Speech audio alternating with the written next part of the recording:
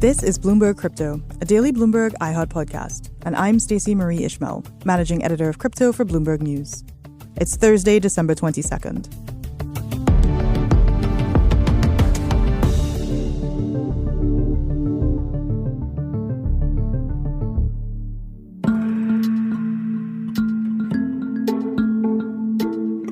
"2022 was supposed to be the year of crypto regulation.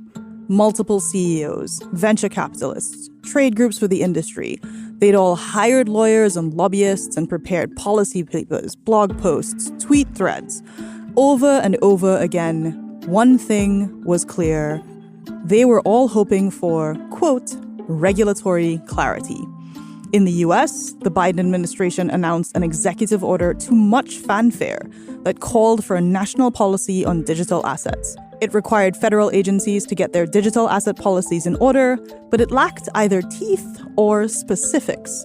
Individual US lawmakers across the political spectrum proposed their own bills on crypto asset regulation, some of which competed with or even contradicted each other. And against this backdrop, things were going mostly poorly for investors in the industry. Token prices plunged in value. One buzzy crypto company after another filed for bankruptcy, including FTX, which had sought to position itself as exceptional in every way. And it's now former CEO Sam Bankman-Fried has been arrested and is facing allegations of fraud and other crimes. So, will 2023 be the year that crypto gets regulated? Here to sort out where we are and to look ahead at what we're likely to see are Bloomberg reporters Alison Versbrill. You know, a lot of people that took money from Sam Bankman-Fried are getting tough questions from reporters saying, you know, what do you plan to do with that money? Like, did you vet it? And all of these other, questions that they likely don't want to have to answer in their daily life. And Bill Allison.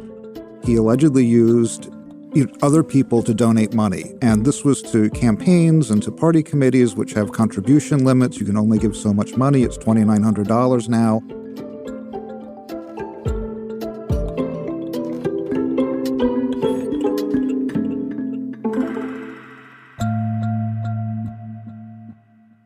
Allison, Bill, welcome to the show. Bill, how are you doing? I'm doing great. I'm Bill Allison. I cover campaign finance for Bloomberg News. Allison, you've been on the show a bunch of times and we're keeping you busy. What's happening in your world? So I'm Alison Versbrill. I cover crypto regulation for Bloomberg News, and it definitely has been a busy couple months. Is 2023 also going to be a busy year? Certainly. I think we're now going to expect a lot of talk about crypto policy and what should be done next. Noteworthy, the Financial Stability Oversight Council, which is led by the Treasury Department, recently put out its annual report, and a big focus of that was cryptocurrencies. And so there were kind of two takeaways from that. First, the Oversight Council said that they wanted different agencies to kind of use their existing authorities and enforce existing laws in the crypto space. And then they also said, look, we have a lot of gaps in this space as well where we need Congress to step in. One of those being providing authority to a federal agency to oversee cryptocurrencies that aren't securities. Mm-hmm. So, I think we're expecting those talks to continue. We'll definitely expect more conversations about stablecoin regulation, for instance. I think what remains to be seen is what can actually get done. Well, I'm glad that you mentioned that because there have been so many reports. There have been white papers. There have been executive orders. There have been requests for comment. There have been how about we have a hearing? And I'm not sure very many things have actually happened. Well, it's interesting because one of the bills that seemed to have a lot of momentum before FTX's collapse was this bill from Senators Stabenow and Senators Boozman that would have given the Commodity Futures Trading Commission more power to oversee cryptocurrencies. Senate Agriculture Committee Chairwoman Debbie Stabenow and the committee's top Republican John Boozman dropping a brand new bill this morning that would give the Commodities Futures and Trading Commission more regulatory authority to oversee the crypto market and regulate Bitcoin and Ether as commodities. Now, this bill would sit. And the issue with that bill, of course, was that FTX's former CEO Sam Bankman-Fried was a vocal supporter of that. He was constantly on the Hill talking about the need for that legislation. And so, regardless of maybe the merits of the bill, there are a lot of folks who see that as tainted. Why have your members vote on a bill that could put them in a tough political position, given how close to the effort Sam Bankman-Fried was? So, that bill, of course, kind of fell apart for those reasons, though I know that those senators are still keen on trying to do something in that space. So maybe it's as simple as saying we went back to the drawing board. We have looked at the bill. We've tightened provisions to make sure that it's a stronger bill, and we still feel like we need to give the CFTC this authority, so we're moving forward with that. And then on other bills, the stablecoin bill that the House was drafting that was never actually formally introduced, there were a number of challenges. It was a big bill. There were disagreements about the role of state regulators versus federal regulators. I think that those types of disagreements are going to continue into next year. And now we'll have, the House in Republican control. So kind of a different conversation, new dynamics to navigate. So it'll be an interesting 2023. Going back to that idea of the politics of all of this, I think going into the beginning of 2022, there was this idea that all of the Dems were anti-crypto and all of the Republicans were pro-crypto. Has that been true? No, I would say that, throughout the last year, we saw more Democrats kind of coming on board. We saw Senator Cory Booker talking about crypto a lot more. We saw Senator Kirsten Gillibrand from New York. She was actually a bipartisan co-sponsor on a bill with Republican Cynthia Lummis.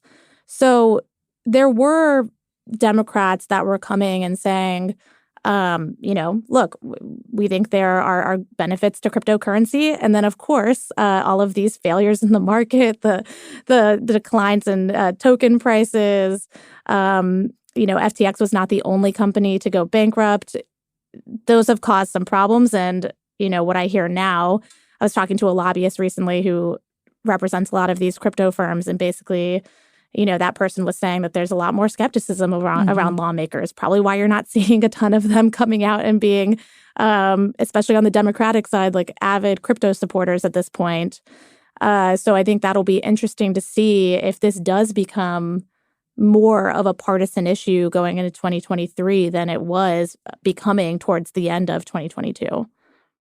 Bill, I want to ask you about, I don't know if it's your personal favorite topic, but it's certainly your professional favorite topic, which is campaign finance, because this was a thing where, we got into the 2022, the midterm cycle, and you and others were publishing stories about the fact that donations from crypto affiliated, political entities were record breaking. They were like, defense, whatever, we've got this, we're crypto, we have opinions and we have money to spend. We now have this interesting quirk where Sam Bankman-Fried, among the various charges that he's facing, and he has not been convicted of any of them, but he's certainly been accused of a lot, have to do with campaign finance violations. There's possibly three things that he could be in trouble for. The indictment goes to two. One is that he allegedly used other people to donate money. And this was to campaigns and to party committees, which have contribution limits. You can only give so much money. It's $2,900 now. And a lot of times when you have campaign finance laws being broken, it's somebody who uses 5 or 6 buddies to all give the maximum $2,900 to a campaign. And he's paying for it out of his own pocket. And, so that's violation number one. Number two is the indictment alleges that he was using corporate money to actually pay for that. And politicians cannot accept corporate money in any way, shape, or form. So if this proves to be true, there's going to be a lot of campaigns and party committees that are writing refund checks to FTX because they're not allowed to take that money. And then a third possibility is, FTX is a sprawling international company with all kinds of different incorporated divisions. Some of this may be foreign money, which is also illegal for U.S. campaigns and super PACs to take. So there's just the number of potential violations are huge based on what the indictment is saying. So Allison, going back to your point about, politicians being like, I don't know if I want to be associated with this guy. Is some of these alleged campaign violations, is that a consideration for any of the folks who were, say, sponsors or supporters of any of these bills? You have to think that it factors into their decisions. A lot of them are getting, a lot of people that took money from Sam Bankman-Fried are getting tough questions from reporters saying, what do you plan to do with that money? Like, did you vet it? And all of these other, questions that they likely don't want to have to answer in their daily life. Mm-hmm. So yeah, you got to think that this is going to factor into how they feel about the crypto industry, how close they want to get to the crypto industry going forward. Obviously, this past year, there have been a lot of investigations opened on crypto firms. We have all of these allegations of fraud. So, it's definitely something that these lawmakers, I think, are going to be considering as they move forward. Up next, you'll hear more from Bloomberg reporters Allison Versbrill and Bill Allison. We'll be right back.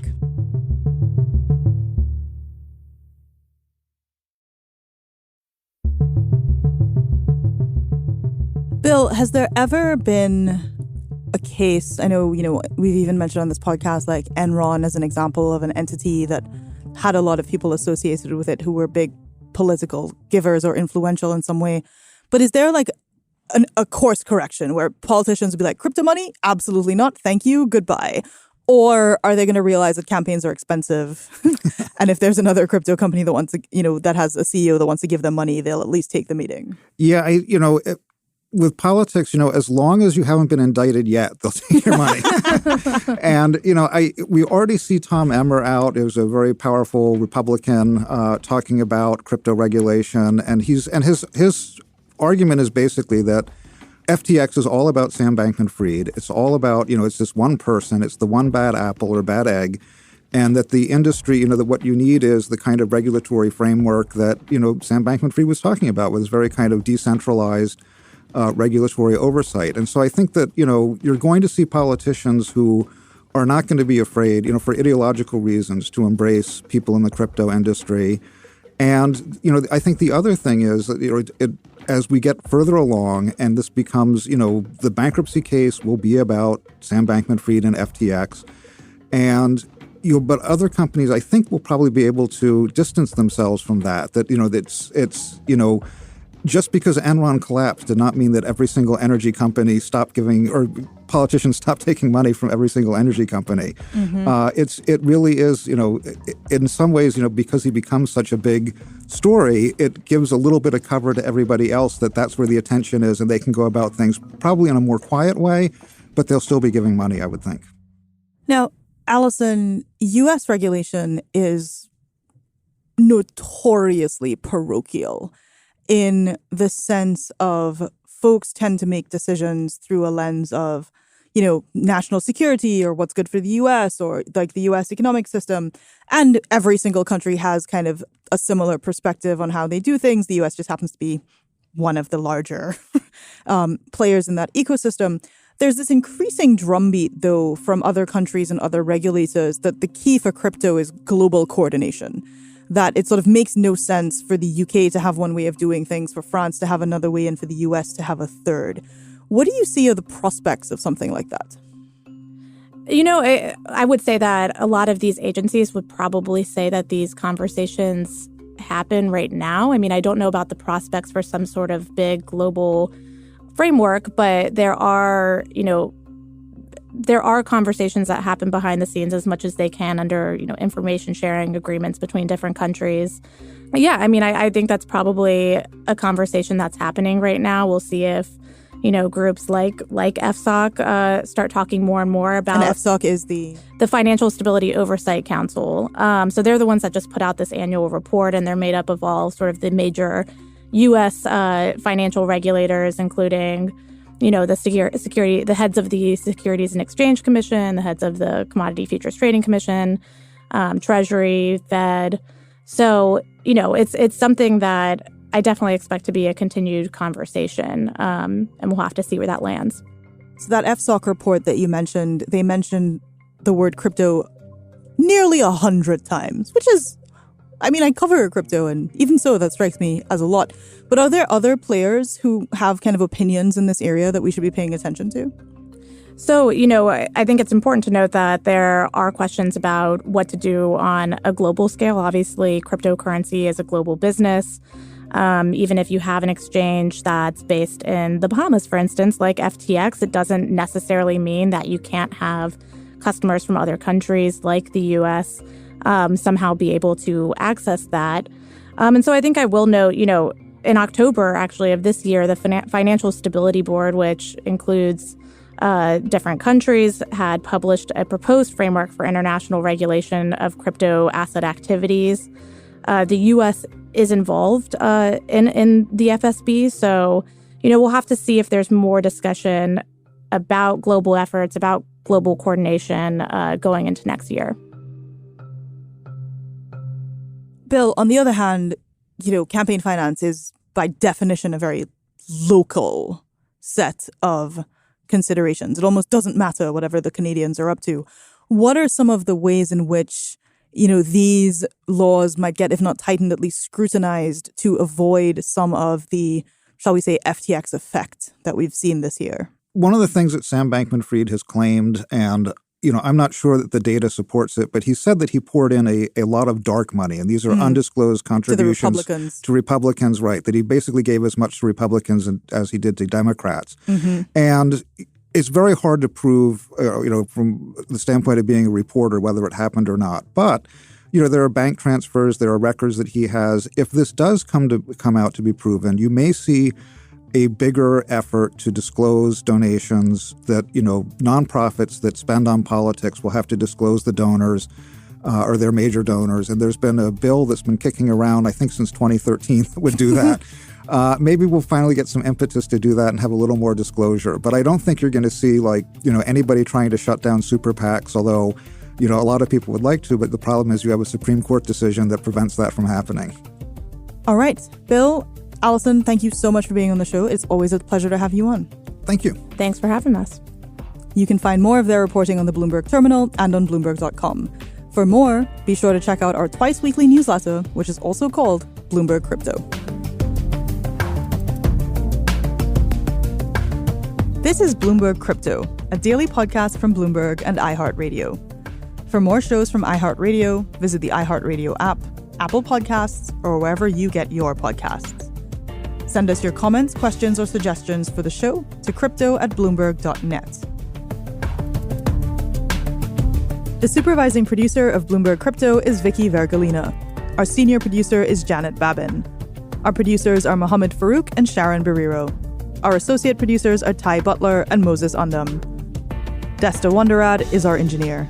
Original music by Leo Sidran. I'm Stacey Marie Ishmael. We'll be back tomorrow.